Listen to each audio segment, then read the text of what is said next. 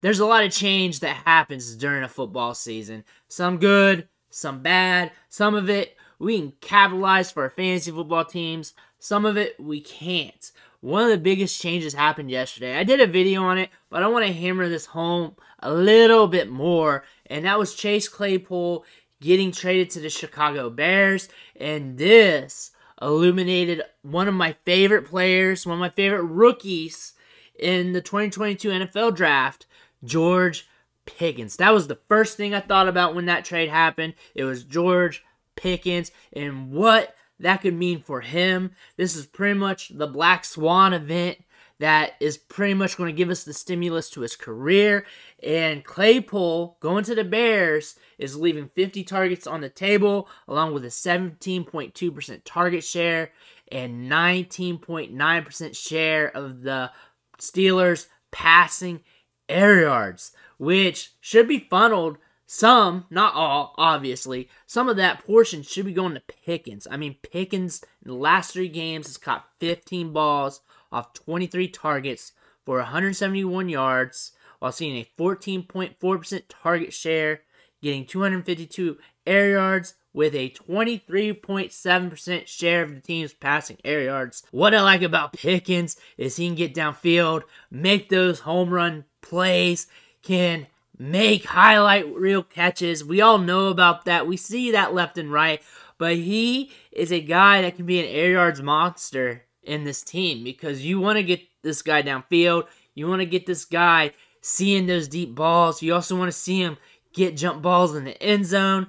Those targets should increase. A 14.4% target share with what we're seeing on the field, that has to increase, especially when you get Chase Claypool out of the mix here. It's very funny. I put this on a short yesterday. Go check that out on the channel. But Chase Claypool called George Pickens' name in the draft. So Chase Claypool pretty much drafted his replacement, and that didn't even take half a season. And we are here now. For now, George Pickens is primed to see an increase in volume, an increase in production. And there are some good things we can hang our hat on with his offense, even though we have a lot of ambiguity at quarterback, a lot of up and down games headed our way here. But the offense has the 4th fastest play rate in all of the NFL, and that's in a neutral game script with 27.1 seconds between plays. They have a 60% pass rate in neutral game scripts, and that's tied 10th in the league. So that is favorable for Pickens.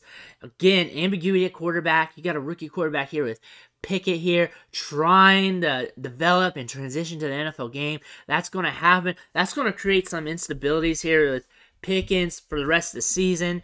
Dynasty, Pickens is a get, but that price went up. That price went up. It's going to go up. It's going to be harder to obtain. He's going to be harder to get. He was hard to begin with. And getting him in Dynasty is going to be tougher to do. But wide receivers in the bubble, you might be able to catch him since he's part of that wide receiver bubble where there's just a ton of good wide receivers in the league and they flip-flop week to week or between sets of games between who is the guy that you want in fantasy. They just like to take their turns. So George Pickens right now might be diluted in value because of that, depending on who you're trading with. In redraft, the price is up too, because there's no way I'm handing over George Pickens right now when Chase Claypool's out of the fold. There's no way I'm doing that unless I get something in return. If I have him on my team, I'm going to try and oversell him. I'm going to try and do that, but why would I overpay for a wide receiver when I could just use what I got, stream wide receivers, play the matchups? Why would I give up my running backs for that? Because ultimately, if you're trying to oversell a wide receiver, you're trying to get a running back. Running backs are scarce. Running backs are hard to get.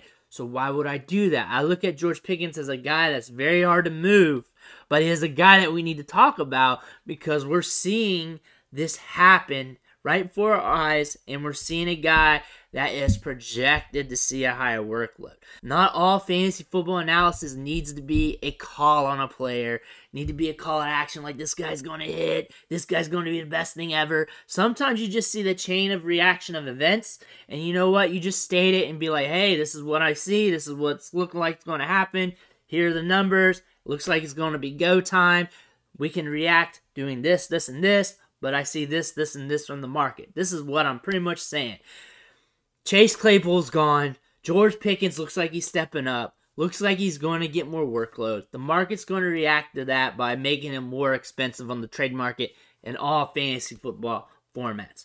Do you want to get in now and pay a little bit more? Or do you want to try and sell in the high while you can? Let me know in the comments below. Make sure you smash that subscribe button on the way out. It's only going to help you going forward with your fantasy football season. Setting lineups, getting waivers, trades. Also, smash the video over here if you need help making trades for wide receivers in your league. It will help you out with buy lows on the wide receiver position, and I'll have more wide receiver trade videos coming out this week. I want to thank you for watching. I'll catch you on the next vid.